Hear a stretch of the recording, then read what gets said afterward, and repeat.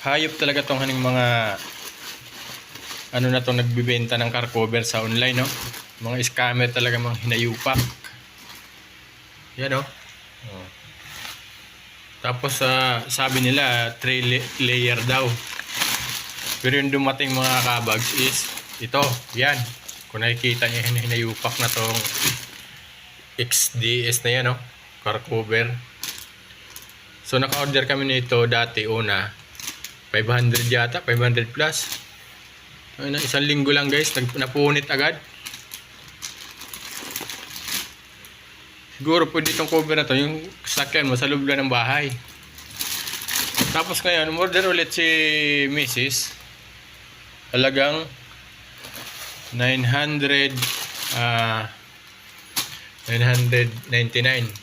So, ano nga naman, mura. Pero yung ni-expect namin, sabi kasi doon sa ano is 3 layer daw ang nakalagay. Kaya in-expect namin, iba yung dumating. So ngayon, ito yung dumating, mga hinayupa kayo ha. Mga scammer talaga kayo ha. Yan o. Oh. Ito yung quality ng car cover na parang ganito siya o. Yan o. Pag binanat nyo ganun ay parang plastic yan o. Parang plastic na ganito o. Yan, nagaganyan siya. Kaya kayo, ayos-ayusin nyo. Ang mahal-mahalan ng gasolina, mga hinayupa kayo. Magdagdag pa kayo. Lumagdag pa kayo sa panluloko nyo. Yan o. Okay naman eh. Magsabi kayo ng totoo. Magsabi kayo ng totoo na light quality lang siya. Hindi yung sasabihin nyo sa post nyo na 3 layer cover. O ito yun. Sasabihin lang, yan o. Yan. Kita nyo yan? Yan yung nakapost eh. Check kayo. Ito yung ano, yung una kong na-order mo guys.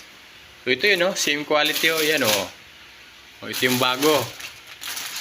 Yan. Tapos ito yung luma. Tingnan nyo, ipapakita ko sa inyo yung quality. Yan o. O. Diba? Ang ina. Kaya nung pinarking ko yung sakyan namin doon sa ano eh, pinaglaro na ng mga bata eh, nagkapunit-punit na eh. Yan o. Oh. Iba mo yung mga gago. Yan yung mga piste kayo. Yan o, tiyan mo. Para mo i-cover yan kung ganyan kasinungaling yung mga pinagsasabi nyo. Okay lang kung 500 to ulit.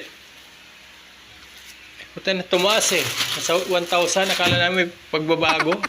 So yan pa rin pinadala nyo, mga piste kayo. Gago.